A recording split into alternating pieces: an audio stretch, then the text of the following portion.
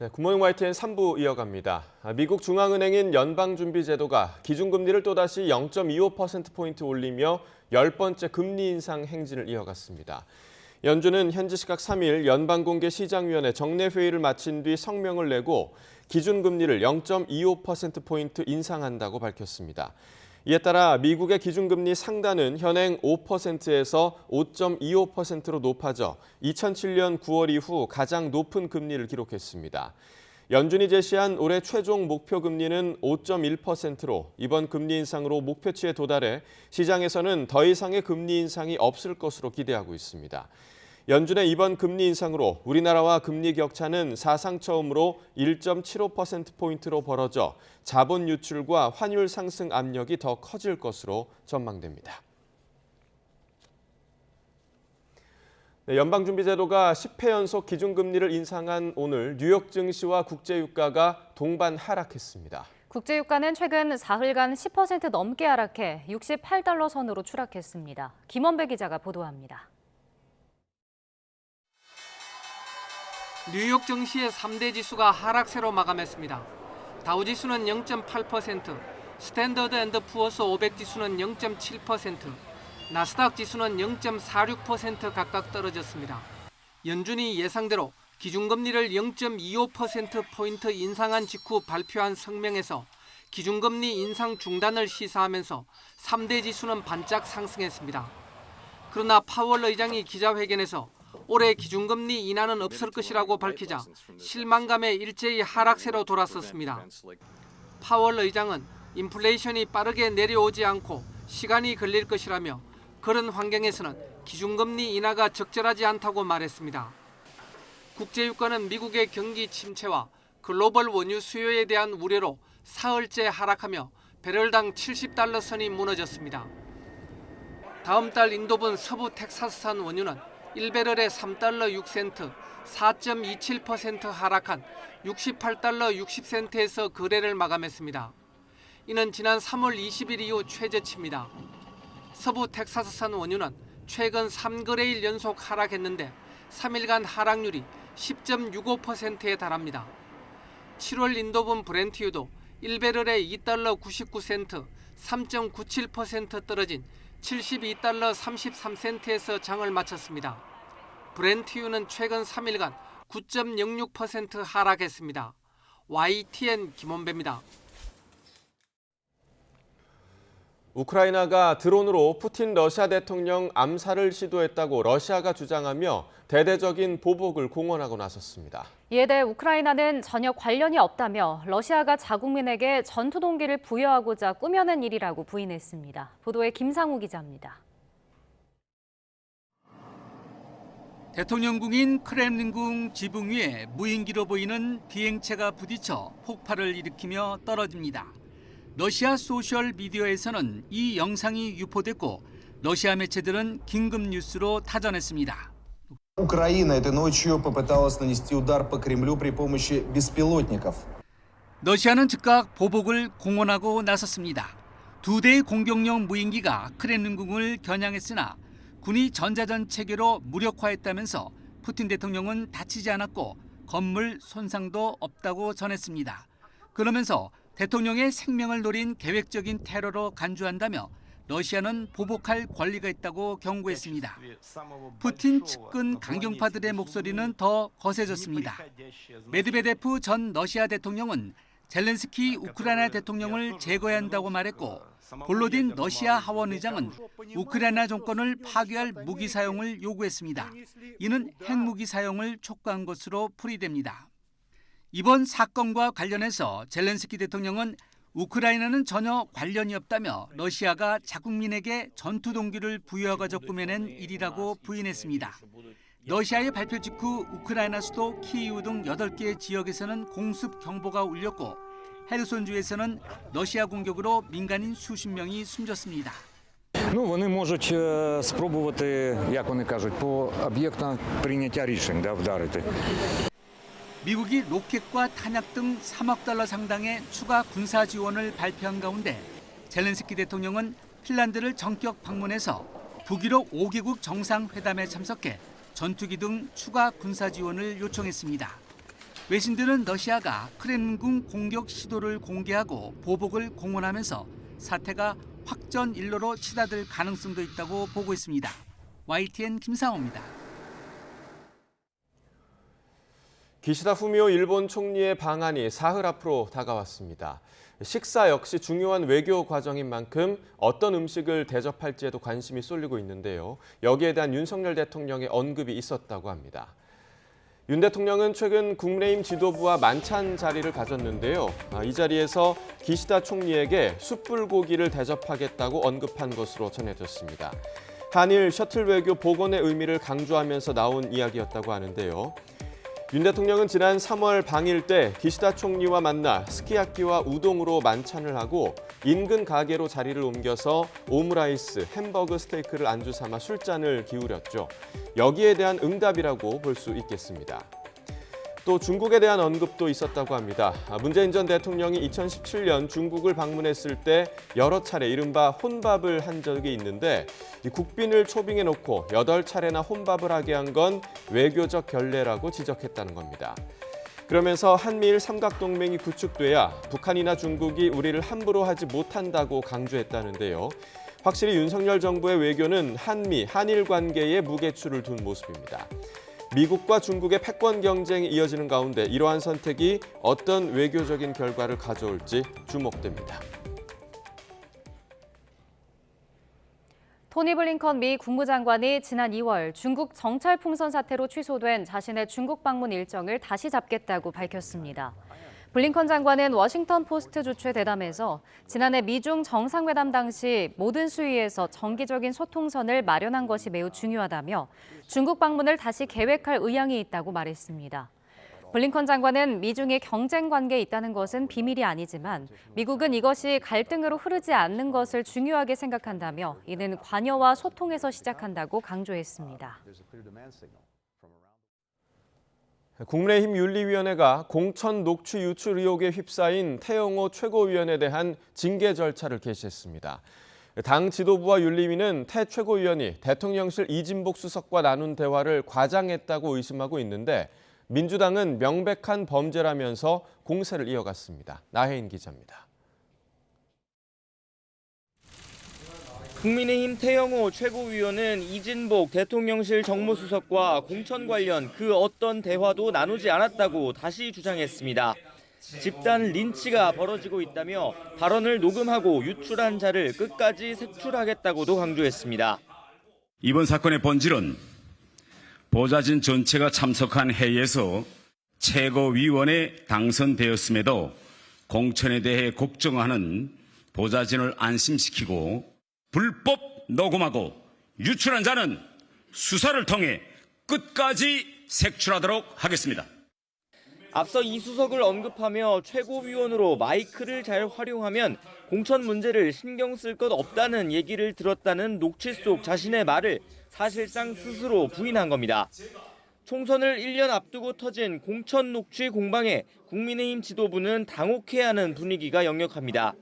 김기현 대표는 태영호 의원이 불필요한 오해를 일으켰다면서 4.3 발언과 함께 병합 심사할 것을 윤리위에 요청했고 윤리위는 즉각 징계 절차를 개시했습니다. 본인이 과장해서 표현한 것이 불필요한 오해를 일으켜서 사안이 워낙 위중하고 중요하고 또 당 대표께서 요청을 했기 때문에 긴급하게 회의를 개최했습니다.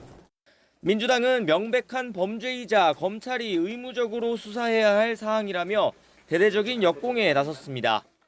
우리 태영호 의원의 그 녹취 문제는 어떻게 돼갑니까? 그 명백한 범죄 행위로 보이던데. 태영호 의원은 당내 일각에서 제기되고 있는 최고위원 사퇴는 고려하지 않고 있는 것으로 알려졌지만 오는 8일 윤리위에서 중징계가 나올 경우 거취 논란은 다시 불거질 수밖에 없습니다. YTN 나인입니다. 민주당 전당대회 돈봉투 의혹이 불거진 뒤 통화 녹음의 육성이 공개됐던 윤관석, 이성만 의원이 탈당을 발표했습니다.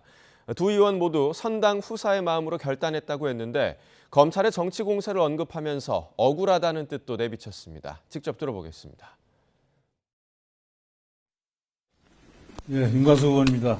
저는 방금 전에 당대표와 지도부와의 면담을 가졌고, 그동안 여러 가지 일로 당에 많은 노를 끼치고 또 국민들에게 걱정을 드린 점에 대해서 송구하게 생각합니다.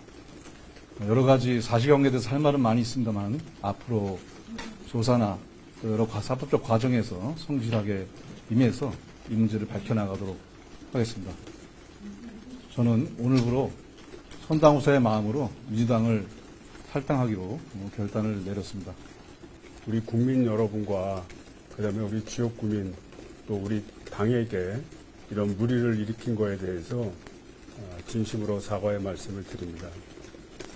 그동안 당과의 얘기가 계속 있었고 결국은 이번 사태가 발생한 원인 중에 하나는 결국은 검찰의 정치 공세도 한 부분이었다고 생각이 됩니다. 따라서 선당후사의 정신을 가지고 우리 윤관석 의원과 함께 탈당을 하고 법적 투쟁으로서 진실을 밝혀나가는 데 최선을 다하도록 하겠습니다. 국민의힘은 두 의원의 자진 탈당 결정에 이재명의 내로남불, 꼬리 자르기라며 맹비난했습니다. 전주의 원내대변인은 어제 논평에서 이재명 대표는 대장동 개발 비리와 쌍방울 대북 송금 등 수많은 범죄 혐의가 드러나자 보궐선거에 출마하고 당대표까지 출마했다며 이같이 밝혔습니다. 대장동 개발 이익을 배당받은 천화동인 6호의 실소유주로 지목된 조우형 씨의 구속 여부가 이르면 오늘 결정됩니다. 서울중앙지방법원은 오늘 오전 배임과 이해충돌방지법 위반 혐의 등을 받는 조 씨의 구속 전 피의자 신문을 진행합니다. 조 씨는 지난 2019년 3월부터 재작년 3월까지 천화동인 6호 명의자인 조모 변호사와 공모해 대장동 개발 사업 배당금 283억 원을 차명으로 숨긴 혐의 등을 받습니다. 수사 자료를 받는 대가로 담당 경찰관의 부정한 청탁을 들어준 혐의로 1심에서 징역 2년을 선고받은 은수미 전 성남시장의 항소심 선고가 오늘 내려집니다. 수원고등법원은 오늘 오후 2시 뇌물공여 혐의를 받는 은 전 시장에 대한 항소심 선고 공판을 엽니다. 은 전 시장은 지난 2018년 10월 자신의 정치자금법 위반 혐의를 수사하던 경찰관에게 수사기밀을 받는 대가로 부정한 청탁을 들어준 혐의로 1심에서 징역 2년을 선고받고 법정 구속됐습니다. 서해 기상 악화로 인천과 백령도를 오가는 여객선 운항이 통제됐습니다. 한국해양교통안전공단 인천운항센터는 오늘 오전 6시 20분 기준 인천 먼바다에는 1.5m 이상의 높은 파도가 일고 초속 11m 안팎의 강한 바람이 불고 있어 인천에서 백령도 왕복 항로의 여객선 2척 운항을 통제한다고 밝혔습니다. 인천에서 연평도와 인천에서 이작도 등 나머지 11개 항로의 여객선 14척은 정상 운항할 예정입니다. 어제부터 제주도 전역에 호우주의보가 내려져 많은 비가 내리는 가운데 일부 지역에 호우경보가 발효됐습니다. 기상청은 오늘 오전 6시를 기해 제주도 산지를 호우경보로 변경한다고 밝혔습니다.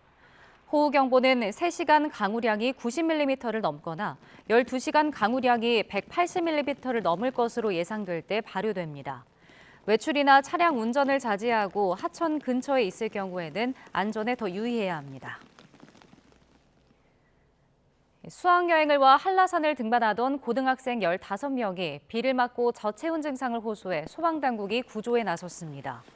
어제 낮 1시쯤 한라산 성판악 코스를 오르던 충남 천안 모 고등학교 2학년 390여 명 가운데 15명이 비를 맞고 저체온증을 호소한다는 신고가 소방에 접수됐습니다. 4명은 모노레일을 타고 하산했고 11명은 도보로 하산했습니다.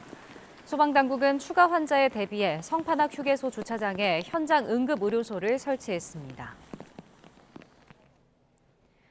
어제 퇴근 시간대 대구에서 승용차 한 대가 앞차 5대를 잇따라 들이받는 사고가 났습니다.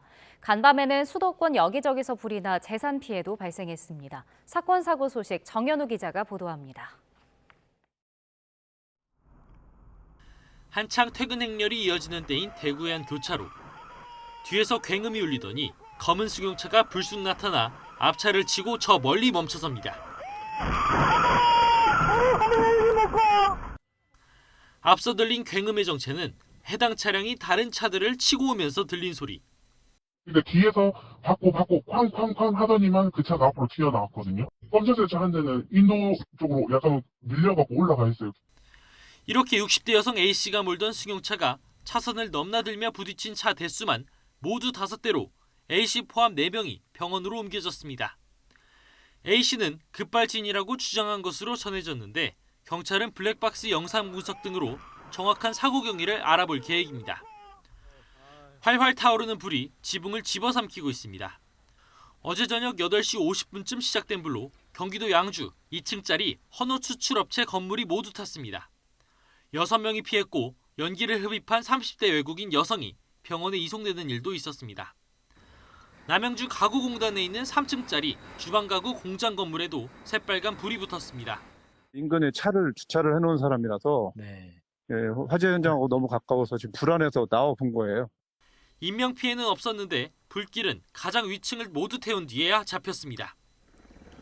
서울 노원구 일대 중랑천 상공에 헬리콥터가 떠다니고 소방대원들은 물밑을 직접 헤집습니다. 찾고 있는 건 10대 남자 고등학생 B군. 이성교제에서 문제를 겪고 편지를 쓴 뒤 가출한 것으로 파악됐는데 4시간 넘는 수색이 벌어졌습니다. YTN 정현우입니다.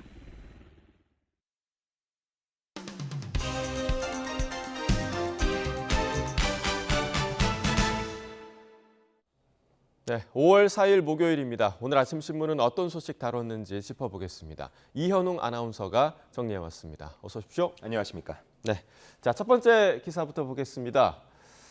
자, 요즘 전세 사는 분들 불안감이 최고조에 지금 달한 것 같습니다. 그래서 지금 역전세가 비상 상황이라는 그런 기사죠? 네, 그렇습니다. 곧 전세 계약 만료를 앞두고 있는 세입자분들이 요즘에 많이 불안해하실 것 같습니다. 새로운 세입자가 나타나야 내 보증금을 돌려받고 나갈 수가 있는데 요즘 전세를 기피하다 보니까 새로운 세입자가 나타날지도 걱정이고 또 나타난다고 하더라도 전세금이 그동안 내려가서 그 차액만큼을 집주인이 돌려줘야 할 텐데 그만한 여력을 갖추고 있는지 모르기 때문입니다. 동아일보가 2년 전인 2021년 5월부터 12월에 계약된 전국의 전세 10만여 채를 분석해본 결과 이 중에 62.6%인 6만 6천여 채는 집주인이 보증금을 낮춰서 계약하지 않으면 기존 세입자가 전세금을 떼일 수 있는 우려가 큰 것으로 나타났습니다. 네, 자, 이럴 때일수록 전세보증금 반환 보증보험이 더 필요한 그런 예. 상황인데 지금 가입 요건도 좀 강화된 상황이잖아요. 네. 그래서 더 지금 우려가 커지는 부분이 있는 것 같고, 자, 다음 면을 보면요. 자, 지도가 하나 나와 있는데 이런 역전세가 우려되는 물건들이 지금 수도권에 굉장히 많이 몰려 있죠. 그렇습니다. 네. 역전세 우려가 큰 빌라의 비중 5대 광역시로 보자면 51.6%였고요. 지방은 55.9%였습니다. 반면 수도권은 63.7%에 달했는데요. 이걸 조금 더 작은 단위로 나눠보자면 전세 사기 피해가 컸던 서울 강서구가 무려 85%로 1위를 기록했고요. 그 후로는 서울 금천구, 영등포구, 인천 계양구 모두 80%를 웃돌았습니다. 그리고 최근 피해가 컸던 인천 미추홀구도 73%로 나왔습니다. 이러자 시장에서는 임대사업자가 줄파산하면서 빌라의 전월세 시장이 무너질 거라는 우려까지 나오고 있는데요. 이에 대해서 전문가들은 보증금 반환 목적의 대출 규제를 완화해서 이러한 리스크를 낮춰야 한다고 말하기도 했고요. 또 앞으로 보증금 예치를 의무화하는 등 보증금 미반환 위험에 대한 대응 체계를 마련할 필요가 있다고 제언하고 있었습니다. 네, 물론 지금 이제 경제 상황 때문에 이런 일들이 지금 많이 발생하고 있는 거긴 하지만 임대인들이 무엇보다도 조금 더 책임의식을 가지는 게 또 중요하다고 생각이 듭니다. 자, 다음 기사 보겠습니다. 자, 요즘 식중독 얘기도 많이 들리더라고요. 학교나 유치원 이런 곳에서 식중독이 많이 발생하고 있죠. 그렇습니다. 네. 올해 1월부터 4월까지 전국 집단 식중독 발생 건수가 208건이었는데요. 작년 같은 기간 83건 발생한 데 비해서 2.5배나 늘어난 수치였습니다. 코로나 이전인 2018년부터 비교를 하더라도 6년 내에 최고 수치였는데요. 보통 식중독은 하절기에 많이 발생하지만 올해는 이렇게 연초부터 기승을 부리고 있는 겁니다. 최근에 낮 기온이 20도가 넘는 날이 많아지면서 식중독 위험이 더 커졌다는 분석 나오고 있고요. 게다가 코로나 때 외부 활동을 참았던 사람들이 최근에 관광지나 아니면 식당 등으로 몰리면서 식중독 전파가 이루어지기 좋은 환경이 됐다는 것도 하나의 이유로 꼽히고 있습니다. 네, 그러니까 기온도 많이 올랐고 또 여행 외식이 폭발하면서 식중독이 급증했다는 건데 네. 자, 많은 분들이 아시겠지만 어떻게 좀 예방을 할 수 있을까요? 네, 아마 예방법에 대해서 모르는 분들은 안 계실 것 같지만 그래도 강조하는 의미에서 다시 한번 짚어보겠습니다. 기사에 나온 전문가들은 역시나 가장 기본 중의 기본은 손 씻기라고 강조하고 있는데요. 음식을 조리하기 전, 후, 외출하고 돌아온 후 그냥 물로만 씻는 게 아니라 손 세정제 등 비누 같은 것들을 이용해서 30초 이상을 씻도록 하고 있습니다. 그리고 음식은 익히고 또 물은 끓여서 먹도록 하고 있고요. 칼과 도마 등은 식재료별로 구분해서 나눠서 사용하는 게 좋다고 조언하고 있습니다.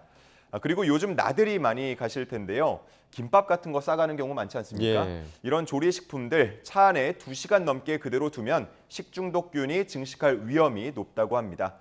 괜찮겠지, 아까운데 이렇게 생각했다가 고생하는 일 없길 바라고요. 요즘에 식재료 같은 거 택배로 주문하면 이렇게 아이스팩 같은 거 같이 주지 않습니까? 네, 맞습니다. 얼려서 재사용하는 것도 하나의 방법이 되겠습니다. 네, 괜찮지 않고 아깝지 않습니다. 예. 기본적인 것만 지켜도 잘 예방할 수 있을 것 같네요. 자, 다음 기사 보겠습니다. 자, 내일 어린이날인데 어린이들에게 청천벽력과 같은 지금 일기예보가 계속 전해지고 있죠. 하늘이 우리 어린이들에게 왜 이러나 싶은 생각도 좀 들었는데 어린이날에 교통사고가 많이 나나 봐요. 예, 이 때문인지도 모르겠습니다. 예. 통상 자동차 사고는 가을에 많이 일어나곤 하는데요. 그런데 어린이 교통사고로만 보자면 5월에 가장 많이 발생하는 걸로 나타났습니다. 최근 3년 동안 5월 어린이 교통사고 피해자 수가 평균 8,500여 명이었는데요. 3월 평균 4,900여 명과 비교하면 1.7배나 많은 수준이었습니다.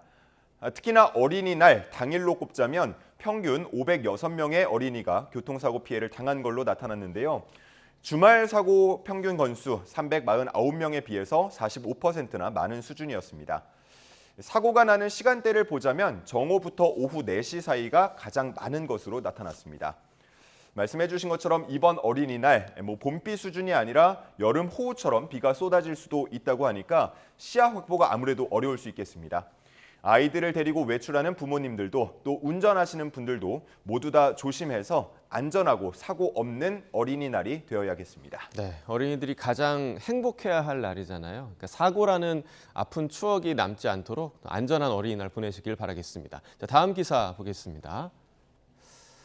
자, 운동회 사진 같은데 요즘 그 운동회 풍경이 저희 어렸을 때랑 좀 많이 바뀌었나 봐요. 저희 어렸을 때 생각해보면 천군 백군 나뉘어서 굉장히 경쟁했던 기억이 있는데 어떻게 달라졌나요? 네, 정말 운동회라고 하면 운동장 가득 학생들이 나열을 하고 팀을 나눠서 경쟁하는 그런 경기들이 많았는데요.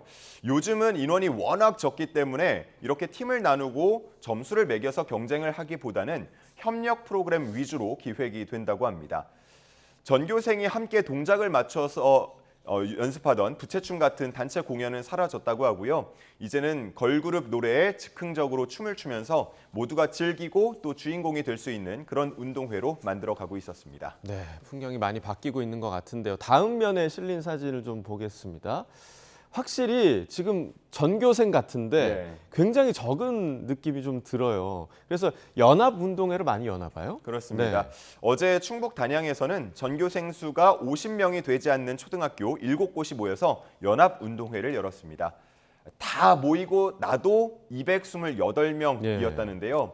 작은 학교들의 큰 운동회라는 이름으로 열린 이 운동회는 그동안 각 학교별로 진행할 때는 경험할 수 없었던 추억들을 선물했다고 합니다. 한 학생의 소감이 실려 있었는데요. 그동안에는 개인 경기밖에 진행하지 못했는데 이렇게 많은 친구들이 모여서 함께 경기를 하니까 의미도 있고 재미도 있었다고 했습니다. 작년 기준으로 전교생이 60명 이하인 초등학교가 전국에 1,500여 곳 됐고요. 전체로 따지면 24%에 달했는데 전문가들은 이러한 학교에 다니는 학생들이 교육이나 경험 수준이 떨어질 수 있다고 우려하고 있습니다. 그러면서 소규모 학교에 대해서 각종 교육 프로그램이나 예산 등의 지원이 절실하다고 말하고 있었습니다. 네. 사실 뭐 운동회는 북적북적해야 예. 그 기분도 나고 또 재미도 있는 건데 그 소개해 주시는 한 학생의 그 소감이 참 안타까운 느낌도 들고 짠한 마음도 좀 드네요. 안타깝습니다. 자, 마지막 기사 보겠습니다. 자, 이번 주말이죠. 영국에서 이제 대관식이 열리는데 뭐 동화로만 접했던 황금마차가 이렇게 사진으로 예. 있으니까 굉장히 좀 신기하기도 하네요. 네, 그렇습니다. 영국 왕실 기마대가 황금마차를 끌고 있는 모습 한국일보에 실려 있었습니다. 예. 뭐 규모를 줄였다고는 하지만 그래도 대관식이니만큼 꽤나 웅장하게 진행될 걸로 예상을 해볼 수 있겠고요.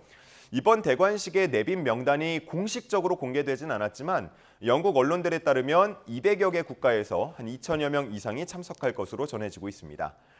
이런 가운데 진행형 전범 국가나 정권의 정통성이 부정되는 나라에는 초청장이 가지 않은 걸로 전해지는데요. 러시아와 벨라루스, 시리아, 아프가니스탄과 미얀마, 또 베네수엘라와 이란까지 총 7개 국가가 해당되겠습니다. 한편 북한에는 고위 외교관 앞으로 초청장이 전달된 것으로 전해지고 있습니다. 네, 그러니까 러시아와 이란 같은 나라들은 제외가 됐는데 북한은 초대를 받았습니다. 조선일보에서 그 이유에 대한 기사를 실었죠? 그렇습니다.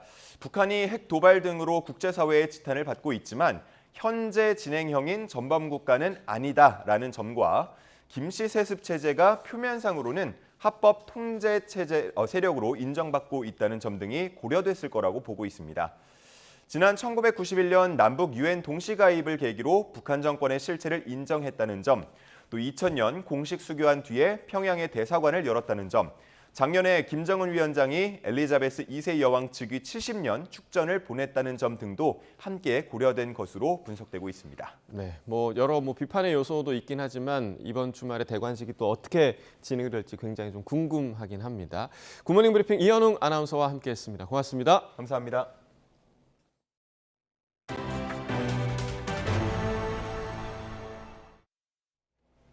(5천억) 원대 비상장사 주식을 불법 다단계 방식으로 판매한 미인가 투자회사 임직원들이 무더기로 재판에 넘겨졌습니다. 기술력이 검증되지 않은 회사도 전망이 좋다고 홍보하면서 주식 판매에만 몰두한 것으로 드러났습니다. 보도에 차상은 기자입니다. 독자적인 배터리 양산 체제를 갖췄다고 홍보한 비상장 기업 3곳의 임직원들은 2천만 주가 넘는 자사주를 팔아 800억 원이 넘는 수익을 챙겼습니다. 하지만 독자 기술이 허위로 드러나 대표이사가 구속되는 등 임직원 10명이 지난 1월 재판에 넘겨졌습니다. 검찰 수사 결과 이 같은 비정상적인 주식 거래의 중심에는 불법 금융투자회사 피사가 있었습니다. 지난 2017년부터 마치 공신력 있는 투자회사인 것처럼 홍보했지만 금융당국의 인가 없이 불법 다단계 방식으로 주식을 팔아 1,000억 원을 챙겼습니다. 주식 판매 규모는 5,200억 원에 달합니다. 상위 판매원이 하위 판매원을 모집, 하위 판매원의 매출 수익 중 일부를 상위 판매원에게 지급하는 전형적인 불법 다단계 형식으로 운영되었습니다. 싼 가격에 산 비상장 주식을 최대 2배에 팔았는데 배터리나 코로나19 치료제처럼 세간의 관심이 쏠린 종목이 대상이었습니다. 업체 측은 전문성 있는 심사로 비상장사를 엄선했다고 홍보했지만 실제로는 아무 검증 없이 주식 판매에만 몰두한 것으로 확인됐습니다. 일부 비상장 주식은 거래시장에서 퇴출당했고 업체를 믿고 투자한 피해자들은 적게는 수백에서 많게는 10억 원을 잃었습니다. 검찰은 자본시장법 위반 혐의로 투자회사 회장 등 6명을 구속 기소하고 주식 판매에 가담한 판매법인 직원 36명도 불구속 상태로 재판에 넘겼습니다. YTN 차상래입니다. 기업 공개 IPO 시장이 중소형주 위주로 회복세를 보이고 있지만 이른바 대여급은 실종돼 양극화가 여전합니다. 금융당국이 추진하고 있는 IPO 시장 건전화 방안과 금리 인하 전망이 맞물려 하반기부터는 변화할 거란 기대입니다. 보도에 강희경 기자입니다. 얼어붙었던 기업 공개 IPO 시장이 올 1분기부터 조금씩 활기를 되찾고 있습니다. 1분기 공모 주식수는 28개 기업으로 평균 22개 대비 높은 수준을 기록했습니다. 기관 수요 예측 경쟁률은 1077대 1을 기록해 회복세를 보였고 1분기 말 기준 공모가 대비 수익률은 133.8%로 역대 가장 높은 수익성을 달성했습니다. 모두 중소형주 중심으로 이른바 대여급은 등장하지 않았습니다. 새벽 배송 전문 기업인 오아시스도 상장을 추진하다 철회했습니다. 이러다 보니 1분기 IPO 공모 금액은 0.7조 원, 상장 시가총액은 3조 원으로 역대 1분기 평균보다 낮은 수준에 그쳤습니다. 2분기에도 상황은 비슷할 것으로 보입니다. 대형주들은 금리가 정점에 이르고 긴축 기조가 풀린 뒤 이르면 하반기부터 서서히 등장할 전망입니다. 불확실성이 있는 그런 시기가 좀 계속되고 있는 상황이어서 대형급 기업들이 국내 IPO 시장에 좀 등장하는 시점은 하반기 중에서도 올해 연말 가까이는 좀 가봐야 알 수 있지 않을까. 당국에서 추진하고 있는 IPO 시장 건전성 제고 방안이 효과를 낼지도 관심입니다. 우선 오는 6월 말부터 상장 당일 가격 제한 폭이 공모가의 60에서 400%까지로 확대됩니다. 현재는 상장 이후 시초가가 공모가의 2배로 결정되고 상한가까지 치솟는 따상, 즉 260%가 최대치입니다.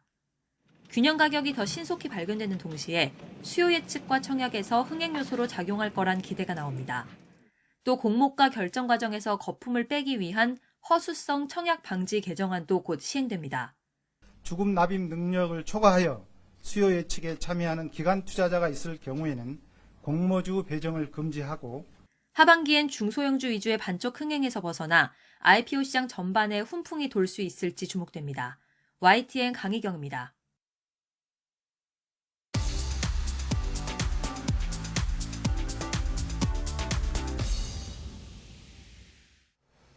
네, 경제 소식을 빠르고 친절하게 전달해드립니다. 오늘 굿모닝 경제는 한양대학교 경제금융대학 이정환 교수와 함께하겠습니다. 어서 오세요. 어서 오십시오. 자, 미 연준이 기준금리 0.25%포인트 인상을 했습니다. 결국에는 그 물가 목표치 달성을 위해서 이제 긴축 정책을 유지할 필요가 있다. 이렇게 판단을 한 거겠죠? 예, 최근 이제 세계 경제 기구들, 뭐 예를 들어서 IMF라든지 이런 총재님들이 하는 말씀이 있습니다. 물가가 생각보다 안 잡히고 있다. 물가가 정점은 지난 것은 맞지만 생각보다 안 잡히고 있다라는 이야기를 하고 있고요. 특히 미국의 경우에 대해서는 노동시장도 굉장히 문제가 많이 되는데 문제가 많이 된다는 이야기는 어떤 거냐면 오늘 뭐 민간 고용 지표 같은 거 좀 나왔지만 생각보다 노동시장이 안 꺼지고 있다. 안 꺼지고 있다는 얘기는 노동에 대한 수요가 많고 공급이 부족해서 임금이 오르고 있고 임금이 오르게 되면 다시 물가 상승 압력으로 가게 되는 이런 현상들이 벌어지고 있다라고 말을 하고 있고요.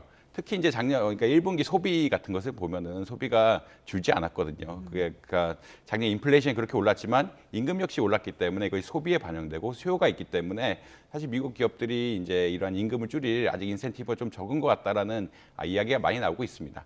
그렇다는 이야기는 아직까지 인플레이션 압력이 세다라고 말씀드릴 수 있겠고요. 특히 이제 소비자 물가 지수 자체는 조금 떨어지고 있지만 근원 물가 지수가 오히려 근원 소비자 물가 지수가 일반적인 소비자 물가 지수보다 높다. 결국은 에너지 가격이라든지 식품 가격을 뺀 근원 소비자 물가 지수가 높다는 이야기는 아직까지 물가 상승 압력이 줄어들고 있지 않다. 그리고 연준의 타겟에 비해서 뭐 지금 소비자 물가 지수대가 5% 상승률 때라 아직까지는 굉장히 높다. 연준이 타겟하는 것은 2%대의 이제 소비자 물가 상승률인데 그거보다 너무 높기 때문에 아직까지는 금리를 한 번 더 올릴 필요가 있지 않느냐라는 컨센서스가 생기면서 결국은 금리를 올렸다라고 보시면 될 것 같고요. 시장에서 지표를 봤을 때도 근원 소비자 물가 지수가 높고 흔히 말하는 실리콘밸리 뱅크 사태로 촉발된 은행 시스템의 어떤 문제가 어떻게 되든 지금 봉합되고 있는 상황이라 뭐 금리를 올릴 것이다라고 예측을 했고 뭐 그대로 뭐 따라갔다라고 아마 보시면 될 것 같습니다. 네. 뭐 앞으로 이제 추가적으로 금리 인상할 거냐 이게 좀 관심일 것 같은 게 연준의 근데 태도 변화가 좀 있었던 것 같아요. 이전보다는 그 표현하는 수위가 좀 낮아지지 않았나요? 어떻게 해석을 해야 될까요? 이런 것을 좀 가이던스라고 보통 이야기합니다. 가이던스란 것은 향후, 그러니까 이번에 금리 정책이 어떻게 결정되지만 미래는 어떻게 될 것이다라는 그런 내용을 포함하는 게 가이던스라고 이야기하는데 네. 3월 FOMC 설명서에서는 긴축 정책을 강화할 추가적인 조치가 필요하다. 그러니까 더 긴축 정책을 피겠다라는 것을 명시를 했습니다. 그런데 이번에는 그러한 조항이 사실은 없어졌거든요. 없어졌다는 얘기는 금리를 더 오르지 않을 가능성이 조금 높아졌다. 그러니까 금리를 이제 낮출 가능성에 대해서는 또 다른 얘기긴 하지만 금리를 더 올리지 않을 가능성이 높아졌다라고 말씀드릴 수 있겠고요. 그렇지만 사실 이제 오늘 파월 의장의 발언에 따르면은 이것이 이제 결국은 금리 인하를 얘기하는 것이냐에 대한 질문에 대해서 전혀 아니다. 우리는 상당 기간 동안 금리를 더 높은 상태에서 유지할 것이다. 그리고 올해 일부 시장에서 금리를 낮출 것이라는 기대가 있는데 그것은 아닌 것 같다라고 강력하게 이야기함으로써 실제 뭐 시장에서는 금리가 떨어져야 이제 투자도 잘 되게 되고 다른 자산 가격, 뭐 주식 같은 것들이 올라갈 가능성이 생기는데 그런 차원에서 질문했지만 파월 의장은 단호하게 추후 올릴 가능성도 있고 지금 이렇게 문구가 빠지긴 했지만 이것은 데이터를 보면서 결국 확인할 일이고 추후 결국 보면서 우리가 데이터를 보고 이것을 확인해 가면서 정책을 피겠다라는 이야기지 꼭 긴축 정책 안 하겠다는 이야기가 아니다. 그리고 금리를 낮출 가능성 거의 없다라는 이런 식으로 발언을 했기 때문에 뭐 사실 시장 참여자들 기대는 좀 못 미쳤다라고 보시면 될 것 같습니다. 그래서 이제 결국은 이제 다음 달 금리 동결이 되느냐 마느냐 그리고 올 하반기에 금리가 혹시 인하되느냐 마느냐가 이게 전반적인 관심사인데 아마 여러 가지 데이터들이 결국은 확보가 돼야 노동시장이 안정되는 충분한 지표 그리고 인플레이션율도 특히 이제 근원 인플레이션율 관해서 더 이제 좀 떨어진 양상이 보여야 아마 연준에서 결정이 결국은 금리를 고정하고 그러니까 더 이상 올리지 않거나 뭐 하반기에 추가 인하할 수 있는 그런 기반이 마련되지 않을까 이렇게 생각하고 있습니다. 네. 그러니까 미국 금리 인상에 따라서 이제 우리 입장에서는 결국에는 금리 격차, 기준금리 격차가 지금 1.75%포인트까지 벌어졌단 말이죠. 이 부분이 좀 걱정되는 부분이고 이창용 하는 총재가 연내 기준금리 인하는 아직 이르다 이런 입장을 또 밝혔어요. 예, 사실은 한국은행이 기준금리를 올리기는 굉장히 어려운 상황입니다. 왜냐하면 최근 무역 적자가 쌓인다는 이야기가 굉장히 많이 나오고 있고요. 계속 거의 1년 동안 무역 적자가 쌓이고 있어서 그 규모가 너무 크다라는 이야기를 하고 있는데 그 말은 기준금리를 올리게 되면은 시장금리에 영향을 미치고 이런 기업들의 활동에 영향을 줄 수밖에 없어서 상당히 어렵다. 특히 최근에는 또 저축은행을 중심으로 연체율이 많이 올라가고 있다라고 이야기하고 있고요. 특히나 이제 9월에 이제 코로나 때 대출 받은 것들에 대한 어떤 이자라든지 원금 상환에 대한 유예를 해줬죠. 그런 것을 유예를 해줬는데 그때 이제 풀리게 되면은 이제 그분들이 다시 대출을 받거나 못 갚거나 하는 상황들이 발생하게 되는데 지금 금리를 올리게 된다라고 하면은 그런 부담이 더 크게 되면서 그런 자영업자분들에 대한 어떤 파산의 위험 이런 것들이 점차 커지게 될 수밖에 없는 상황이라 일단 기준금리를 올리는 거는 굉장히 어렵다. 그러니까 물론 이제 여지를 열어두긴 했지만 물론 여지를 열어둔다는 것은 지표가 물가가 굉장히 빠르게 올라간다든지 환율이 굉장히 빠르게 상승하게 되면은 기준금리 올릴 수 있다는 필요는 있지만 일단은 올라갈 가능성은 별로 없다라고 뭐 여러분들이 올라갈 가능성은 별로 없다라고 이야기하고 있고요. 이창용 총재님이 말씀하신 거는 올해 이제 지금 소비자 물가 지수가 4% 아래대로 떨어지면서 3월 그러니까 발표를 했을 때 이제 물가 지수가 4% 아래대로 떨어지면서 올해 이제 금리 인하를 생각해 볼 시기가 아니냐라는 것에 대해서 답변을 하신 건데 아직까지는 그런 것 같지는 않다라고 답변을 하신 거 있는 것 같고요. 그것의 근간에는 아까 말씀드린 그냥 소비자 물가 지수는 3%대로 떨어졌지만 근원 소비자 물가 지수도 한국도 에너지 가격이라든지 식료품 가격을 제외한 근원 소비자 물가 지수가 그냥 일반 소비자 물가 지수보다 높게 나오고 있는 상황이고 거기서 확실하게 이제 꺾어지는 양상이 보여지게 된다면 뭐 금리 인하를 하겠다라는 아마 그런 뭐 양상으로 보이고 있다라고 보시면 될 것 같습니다. 그래서 요약해서 말씀드리면 전반적인 한국 경제 상태상 특히 무역 적자 같은 것들 문제 때문에 금리를 올리는 건 굉장히 어렵다. 그렇지만 지금 근원 소비자 물가 지수가 잘 안 잡히고 있는 이런 상황이기 때문에 금리를 연내 인하하는 거 역시 조금은 뭐 조심스럽게 접근해야 된다. 아마 이 정도 메시지로 해석이 되지 않을까 생각하고 있습니다. 금리 격차는 우려하지 않아도 되는 건가요? 사실 이제 금리 격차가 많이 벌어져서 자본 유출에 대한 우려가 있을 텐데 이제 그 자본 유출의 우려가 환율에 투영되면 굉장히 좀 문제라고 생각을 하고 있습니다.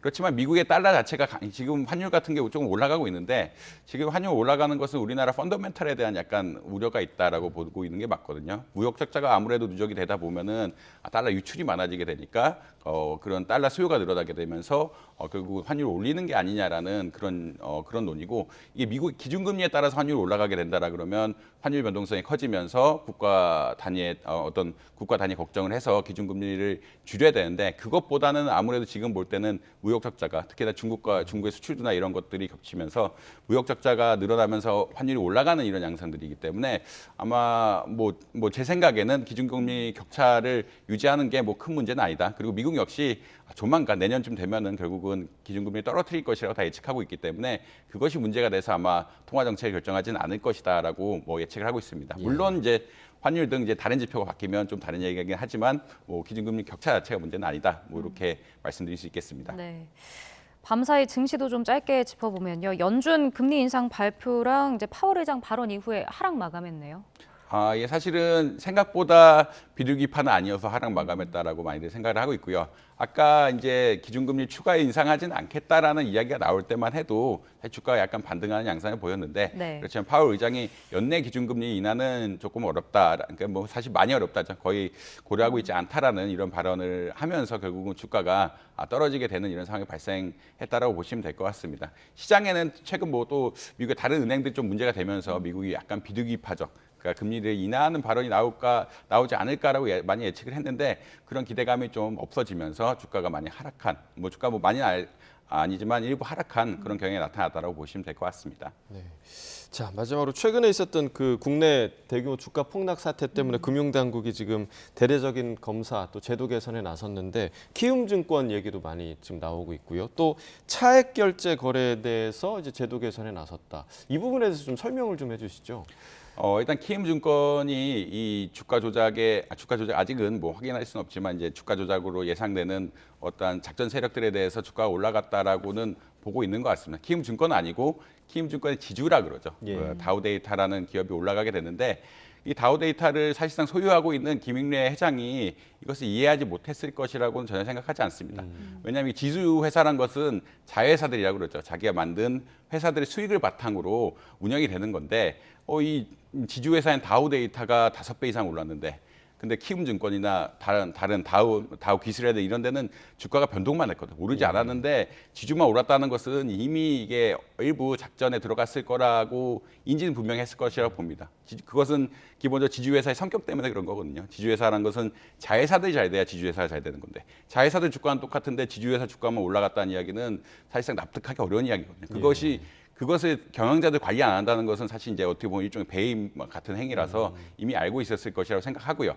근데 이제 의문의 여지가 있는 것은 이것을 작전 세력과 결탁을 해서 주가를 올린 것이냐 아니면 뭐 모르지만 이제 주가가 고점이 됐을 때 작전 뭔가 소문을 듣고 주가를 판 것이냐 이게 우연에 의해서 발생한 것이냐 아니면 작전 세력과 공모에 의해서 발생한 것이냐 이런 커다란 논의가 일단 하나가 있는 것 같습니다. 그것에 대해서 금감원이 이게 키움이라는 어떤 전체적인 그룹에 대해서 대주주니까 확인을 한번 해봐야 된다라는 그런 쪽에서 이야기를 하고 있고요.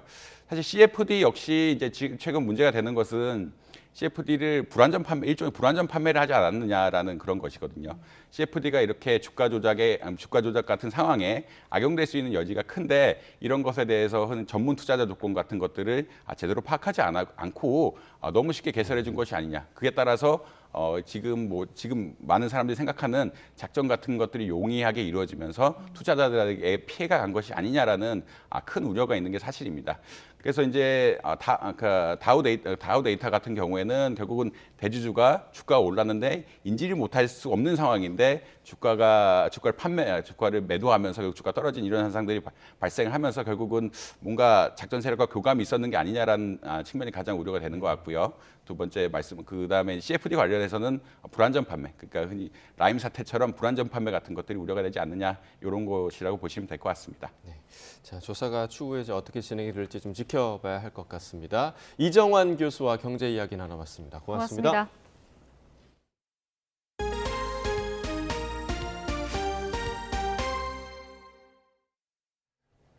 세르비아의 수도 베오그라드에서 10대 소년이 자신이 다니는 초등학교에서 총기를 난사해 학생 8명을 포함해 최소 9명이 숨졌습니다. 세르비아 경찰은 현지 시간 3일 오전 베오그라드 중심부의 블라디슬라브 리브니카르 초등학교에서 13세 소년이 총기를 난사해 학생 8명과 경비원 1명이 숨졌다고 AP통신 등이 보도했습니다. 이 밖에 학생 6명과 교사 1명이 다쳤는데 일부는 생명이 위독한 것으로 전해졌습니다. 총기를 난사한 소년은 경찰에 직접 전화해 범행을 자백했고 운동장에서 체포됐습니다. 미국 조지아주 애틀랜타 도심의 한 병원에서 총격이 발생해 1명이 숨지고 4명이 다쳤습니다. 애틀랜타 경찰에 따르면 현지 시각 3일 오후 1시쯤 애틀랜타 노스사이드 병원 미드타운에서 용의자 디온 패터슨이 총기를 난사한 뒤 도주했습니다. 이 총격으로 1명이 숨지고 4명이 중상을 입었으며 이 중 3명은 위독한 상태입니다. 경찰은 도주 중인 용의자를 추격하고 있습니다. 동아프리카의 내륙국 르완다 서부에서 폭우로 100명 이상이 숨졌다고 현지 일간지 더 뉴타임스 등이 현지 시간 3일 보도했습니다. 르완다 대통령실은 전날부터 내린 집중호우로 현재까지 최소 127명이 숨진 것으로 집계했습니다. 르완다 국영방송은 최근 계속된 비로 지반이 약해져 곳곳에서 산사태가 발생했다고 전했습니다. 당국은 구조 수색 작업이 진행 중이어서 사망자는 더욱 증가할 것으로 보인다고 말했습니다. 마약 사범을 경찰에 신고한 뒤 검거 과정을 공개하는 것으로 유명세를 탄 유튜버가 여성들을 섭외해 마약범들을 유인하는 일종의 미끼로 쓴 사실이 드러났습니다. 또 이 여성들은 마약범에게 보내야 한다며 몸 사진을 직접 찍어 올리라는 요구를 받았다는 증언도 나왔습니다. 보도에 박정현 기자입니다. 마약범을 경찰에 신고하고 검거 현장을 생중계해 인기를 얻은 유튜버 홍모 씨. 채널을 시청하던 30대 여성 A씨에게 지난 3월 부탁을 하나 합니다. 함께 마약을 투약하고 성관계할 남성을 찾는다는 글을 SNS에 올려서 마약범을 유인한다며 이때 마약범과 연락을 주고받을 여성 조력자가 돼달라는 것이었습니다. 여자가 필요한 이유가 이제 마약사범들이랑 텔레그램으로 대화를 하면 전화 통화를 하거나 너가 여자인 걸 증명해라 라고 이제 사진을 요구하거나. 범죄자를 잡는 일이라고 생각한 A씨는 특별한 보상 없이 제안을 수락했고 홍 씨와 이른바 조력자들이 모여있는 단체 채팅방에 들어갔습니다. 이후 한 달 가까이 홍 씨의 지시에 따라 남성 마약범들에게 접근하고 이들을 현장으로 끌어냈는데 수사기관이라면 위법 소지가 있는 일종의 함정 수사를 벌인 셈입니다. 또 마약사범들에게 신원이 노출되면 위험해질 수도 있는 만큼 A씨는 채팅앱 아이디를 수시로 바꾸거나 대화방을 폭파하는 등 주의를 기울였습니다. 그러나 범죄 피해자가 되거나 불법에 휘말릴 뻔한 순간은 예상치 못한 대목에서 찾아왔습니다. 유튜버 홍 씨와 다른 조력자들이 인터넷에 올라온 여성 사진을 임의로 가져와 도용하라고 지시하고 마약범에게 보낼 몸 사진을 직접 찍어 보내라고 요구한 겁니다. 다른 여자들 사진을 한 30-40장을 보내줬었어요. 저한테 얼굴 가리고 혹시 몸사진, 닉네임 써서 몸사진 보내줄 수 있냐. A씨는 자신과 같은 일을 겪은 여성이 채팅방에 최소 3명 있었다고 증언합니다. 입장을 듣기 위해 연락을 시도했지만 홍 씨는 아무런 답도 하지 않았습니다. 지난해 말부터 300건이 넘는 112 신고를 하면서 공익을 위한 거라고 강조해온 홍 씨. 하지만 영상을 올리지 않는 조건으로 뒷돈을 챙긴 혐의가 포착된 데 이어 마약범을 깨기 위해 여성을 미끼로 사용한 행보까지 속속 드러나고 있습니다. YTN 박정현입니다.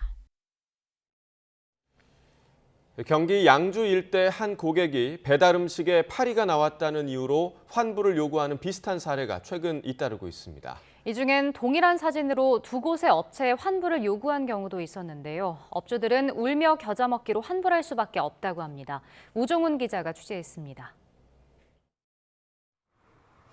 떡볶이 프랜차이즈를 운영하는 한 업주는 최근 음식에 파리가 나왔다며 환불해달라는 요구를 받았습니다. 확인을 위해 음식물 수거를 요청했지만 고객은 이미 버렸다고 답했고 업주가 할 수 있는 건 환불뿐이었습니다. 뒤져서라도 확인을 하고 싶었습니다.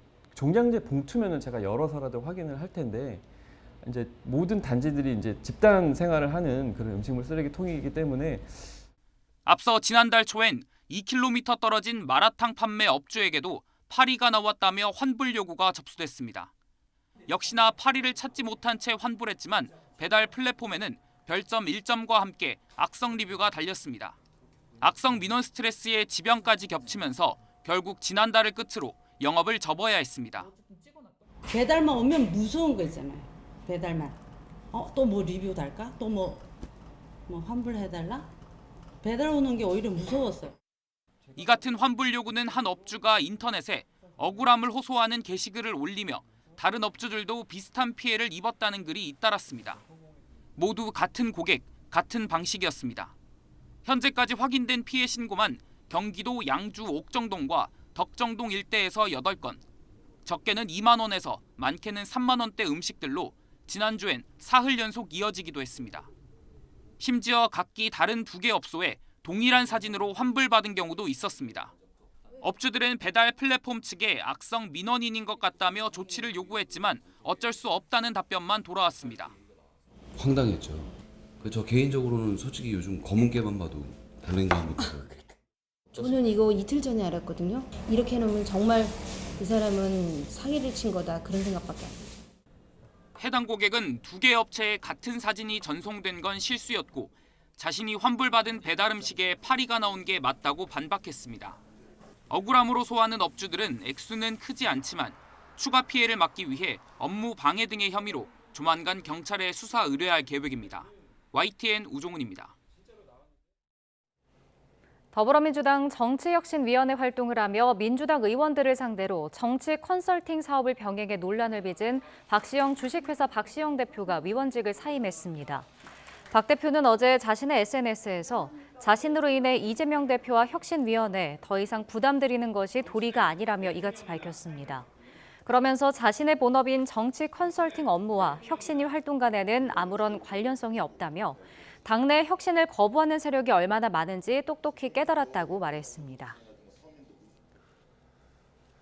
평소 알고 지낸 여성을 살해하고 공범까지 잇따라 숨지게 한 권재찬에게 검찰이 항소심에서도 사형을 구형했습니다.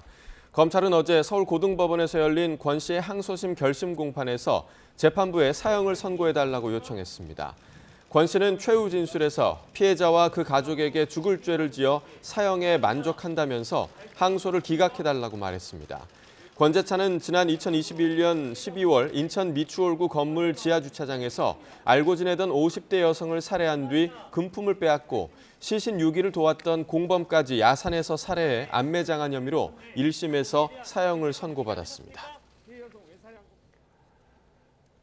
항저우 아시안게임의 이색 종목 가운데 하나가 바로 바둑인데요. 중국이 세계 최강 남녀 콤비 신진서 최정 구단을 피하기 위해 항저우에서는 남녀 2인조 페어 경기 대신 남자 개인전으로 종목을 바꿨습니다. 하지만 신공지능 신진서가 일취월장하면서 중국의 꼼수는 악수가 될 가능성이 큽니다. 보도에 김동민 기자입니다. 2010년 광저우 아시안게임에서는 우리나라가 바둑에 걸린 3개의 메달을 모두 휩쓸었습니다. 남녀 페어에서 우승한 이슬아와 박정환이 단체전 우승과 함께 2관왕에 올랐습니다. 하지만 항저우에서는 남녀 페어가 없어지고 남자 개인전이 치러집니다.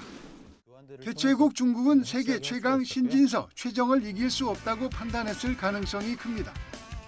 하지만 그동안 신진서 구단이 눈부시게 성장하며 중국을 근심하게 만들고 있습니다. 중국은 신진서를 넘기 위해 커제 등을 필두로 총력전을 펼칠 것으로 보입니다. 한중일이 가장 강하기 때문에 사실 아시안게임이라고 해서 올림픽이랑 크게 다를 건 없다고 생각을 하고요. 국가를 대표해서 나가는 거기 때문에 바둑 기사들은 특히 기회가 많지 않다고도 생각을 하고 있고 아시안게임은 세계 대회와 달리 우승 상금도 없지만 태극마크를 달고 뛴다는 자부심은 프로 기사들에게는 또 하나의 명예. 부담이 큰 만큼 평정심을 유지하고 자기 실력을 발휘하는 것이 가장 큰 과제입니다. 지면은 제가 지는 거고 이기면 한국이 이기는 거라고 생각하면 마음이 편한 것 같아요. 아시안게임 때는 더 열심히 응원해 주실 거라고 믿고 있고요. 꼭 금메달로 보답하겠습니다. 대표팀은 오는 6월부터 훈련에 돌입하고 8월에는 진천 선수촌에 입촌해 마지막 당금질에 들어갑니다. 타 종목에서 이제 국가를 대표해서 메달을 땄던 그런 명사를 초청해서 경험이라든지 노하우를 배우는 이런 것도 생각을 하고 있고 태극마크를 달고 뛰는 만큼 바둑 역사에 길이 남을 또 한 번의 아시안게임. 세계 최강은 대한민국이라는 것을 새삼 증명해 보일 것인지 반상위 우리 선수들의 수일기 싸움은 이미 시작됐습니다. YTN 김동문입니다. 르세라핌의 정규 1집 언포기분이 발매 당일에 100만 장을 넘기며 K-팝 걸그룹 첫날 판매량 신기록을 경신했습니다. 가요계에 따르면 언포기분은 발매일인 어제 한터 차트 기준으로 102만 4,034장이 팔려나갔습니다.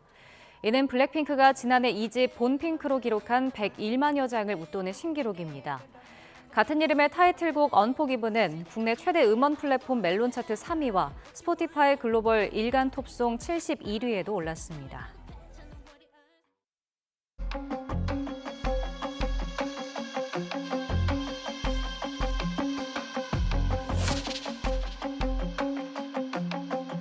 미군 기지 일부를 비롯해서 용산 미군 기지가 반환된 것은 처음입니다.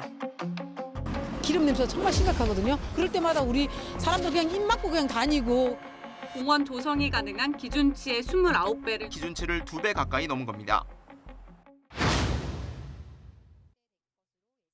신속하게 용산 공원을 조성하여 국민과의 소통을 더욱 강화하겠습니다. 한기지 환경오염 정화하라! 안심하고 관람해도 된다면서 환경 모니터링을 시행한 결과 정원 안전성에 문제가 없다고 밝혔습니다.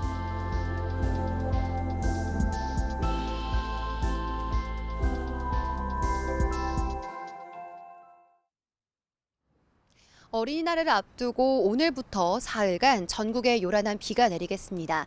지금 서울 하늘에는 구름만 다소 지나고 있지만 어제부터 제주도와 전남 지역에는 다소 강한 비가 이어지고 있는데요. 이 비구름은 점차 북동진하면서 오늘 오후에는 남부지방으로 밤부터는 전국으로 확대하겠습니다.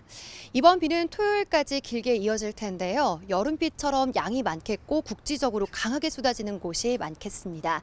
산사태나 축대 붕괴 등 시설물 피해가 우려됩니다. 대비를 철저하게 해주시기 바랍니다. 자세한 레이더 영상부터 살펴보도록 하겠습니다. 현재 제주도와 전남 해안에는 시간당 15mm 안팎의 다소 강한 비가 내리는 가운데 제주 산간에는 호우경보가, 그 밖에 제주도와 흑산도, 홍도에는 호우주의보가 내려졌습니다. 비구름이 점차 강해지면서 제주도와 남해안 지역은 오늘부터 시간당 30에서 50mm의 집중 호우가 쏟아지는 곳이 있겠고요. 어린이날인 내일부터는 전국적으로 강한 비바람이 몰아치겠습니다. 예상되는 비의 양도 많습니다. 이미 제주 산간에는 100mm가 넘는 큰 비가 내렸는데 토요일 낮까지 제주 산간 많은 곳에 400mm 이상의 호우가 더 이어지겠고요.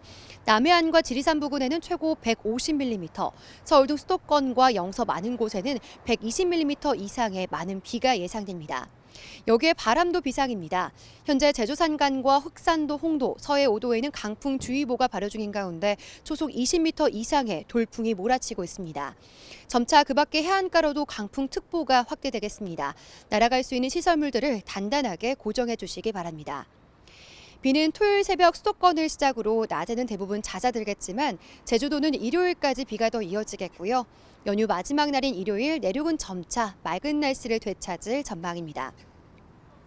이번 어린이날 연휴 동안 궂은 날씨가 이어져서 아쉬우실 텐데요.